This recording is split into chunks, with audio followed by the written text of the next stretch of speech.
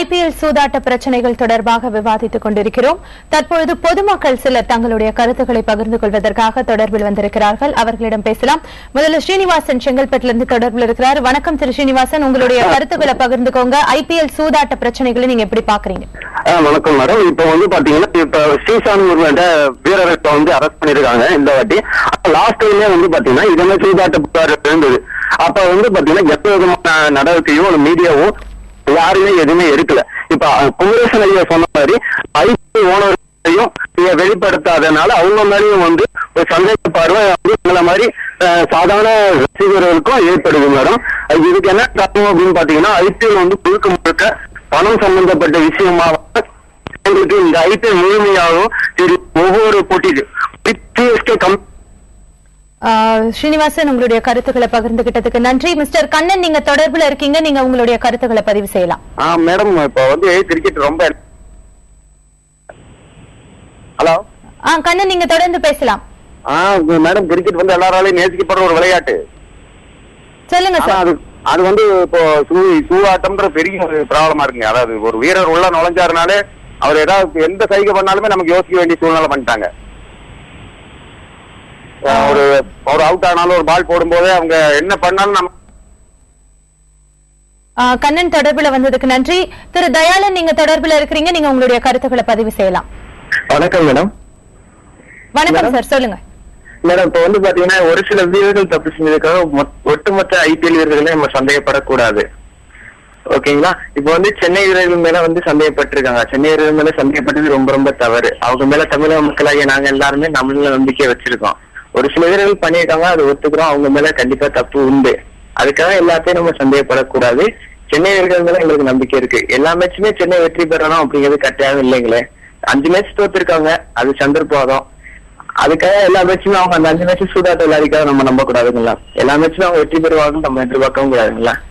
தயாளன் தொடர்புல வந்ததுக்கு நன்றி. திரு சரவணகுமார், நீங்க உங்களுடைய கருத்துக்களை பதிவு செய்யலாம்.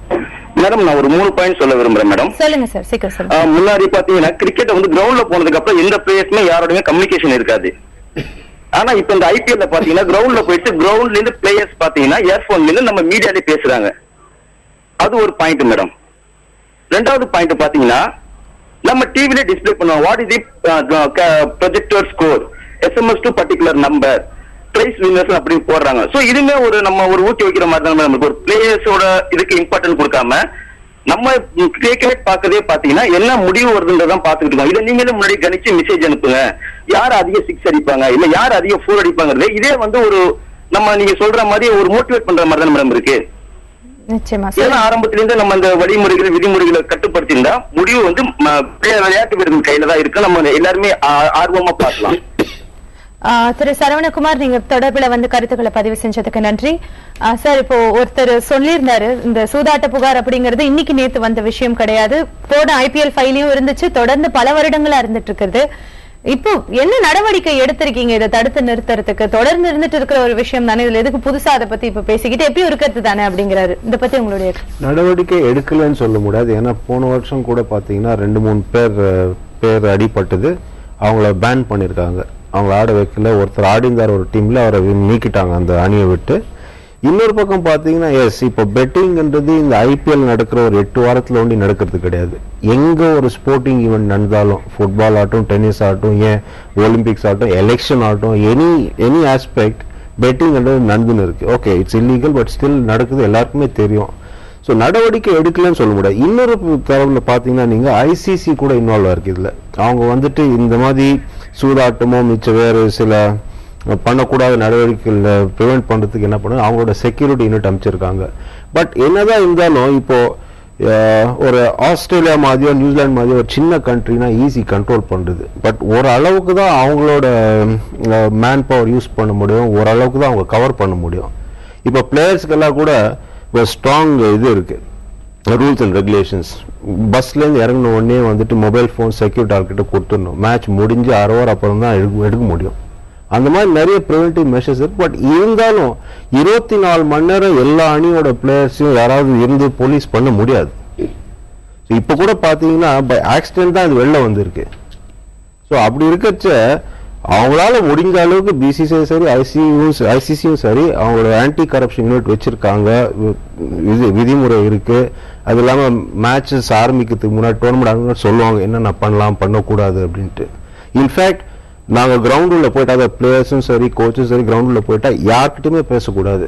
இப்போ ஓனர்ஸ் கூட பிளேயர்ஸோட டக் அவுட் கிட்டயோ ட்ரெஸ்ஸிங் ரூம் கிட்டயோ வரக்கூடாது. அந்த மாதிரி நிறைய விதிமுறைகள் இருக்கு. இருந்தாலும் சில பேர் இதை மீறி பண்றாங்க. அது ஒண்ணும் யார் தடுக்க முடியாது.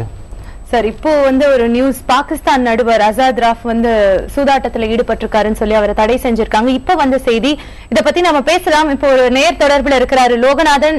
நீங்க உங்களுடைய கருத்துக்களை சொல்லலாம். அவருடைய தொடர்பு திரு கருப்பசாமி தொடர்பில் இருக்கிறார், அவரிடம் பேசலாம். கருப்பசாமி சொல்லுங்க. வணக்கம் மேடம். சொல்லுங்க சார்.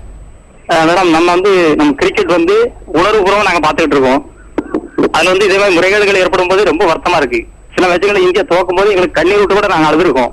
அந்த அளவுக்கு உணர்வுபூர்வமா நாங்க பாத்துக்கிட்டு இருக்கோம் விளையாட்டை. இதுல இப்படி முறைகேடுகள் நடத்துறது ரொம்ப கஷ்டமா இருக்கு மேடம். கருப்பசாமி, நீங்க தொடர்புல வந்ததுக்கு நன்றி சார். நான் உணர்வு பூர்வமா இந்த மேட்சை பாக்குறேன், எனக்கு ரொம்ப கஷ்டமா இருக்கு அப்படிங்கிறாரு. நீங்க எப்படி சார் பாக்குறீங்க? இப்போ அவர் சொல்றது எனக்கு புரியுது. பிகாஸ் ஏன்னா அவர் எல்லாமே ரொம்ப இன்வால்வ் ஆகி பாக்குறாங்க, எல்லாம் நல்ல சப்போர்ட் பண்றாங்க. இப்ப அதானே, இப்போ கிரிக்கெட் வீரர்கள் அந்த காலத்து வீரர்களும் சரி, இப்போ நாட்டு வீரர்களும் சரி, மக்களிடையே இருக்கிற ஒரு மதிப்பு மரியாதை அந்த அன்பு அதெல்லாம் ப்ரொடெக்ட் பண்ற அளவுக்கு பிஹேவ் பண்ணணும், ரோல் மாடல்ஸா இருக்கணும். அப்படி ஒரு சில பேர் இல்லைன்றதுனால இது எங்களுக்கு எல்லாமே ரொம்ப ஒரு வருத்தத்தை கொடுக்குது. தர்ம சங்கடமான சூழ்நிலை நாங்க இருக்கோம் இப்போ. ஸோ அவர் அவரோட ஆதங்கம் எனக்கு புரியுது, நல்லா புரியுது. ஏன்னா பாத்தீங்கன்னா பாவம் எல்லா பைசா எல்லாம் சேவ் பண்ணி இந்த மேட்சஸ் டிக்கெட் வாங்கி போய் பார்க்கலான்ட்டு பார்ப்பாங்க அவங்க ஹீரோஸ். அந்த மாதிரி இருக்குச்சு டெஃபினட்டா எப்போ அந்த அளவுக்கு ஒரு இன்வால்வ்மெண்ட் இருக்கோ, ஒரு எமோஷனல் இது இருக்கோ, இந்த மாதிரி நெகட்டிவ் இதுவும் இருக்கும். நீங்க இந்தியன் டீமுக்காக விளையாண்டுருக்கீங்க, இப்போ பஞ்சாப் டீமுக்காக நீங்க அசிஸ்டன்ட் கோச்சா இருக்கீங்க. உங்களோட எக்ஸ்பீரியன்ஸ்ல சொல்லுங்க, யாராச்சும் வீரர்கள் உங்ககிட்ட இந்த மாதிரி புக்கீஸ் என்ன அணுகுனாங்க அப்படிங்கிற கம்ப்ளைண்ட்ஸோ இல்லைன்னா இந்த மாதிரி விஷயங்கள் உங்க பார்வைக்கு வந்திருக்குதா? இது எப்படின்னா, யாருக்காவது ஒரு சந்தேகமான ஒரு கேள்வியோ இந்த மாதிரி சந்தேகமான விஷயத்த பேசினாலோ அவங்க சொல்லணும்ன்றது ஒரு விதிமுறை.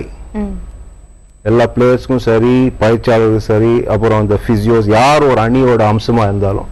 ஸோ அப்படி இருக்கச்ச என்னை பொறுத்து மட்டும் இந்த கிங்ஸ் 11 பஞ்சாப் யாரும் சொல்ல, யாரும் அந்த மாதிரி பேச்சு கொடுத்தா மாதிரி தெரியாது யாருக்கும். ஸோ அப்படி இருக்கச்ச இந்த மாதிரி விதிமுறைகள் இருக்கச்ச சில பேர் அதை முறியடிக்கிற மாதிரி பிஹேவ் பண்ணாங்கன்னா அது டெஃபினட்டா பண்ணக்கூடாத ஒரு விஷயம். மக்கள் மட்டும் இல்ல, எங்களுக்கு கூட அது ரொம்ப வருத்தத்தை அளிக்கக்கூடிய ஒரு விஷயம் அது.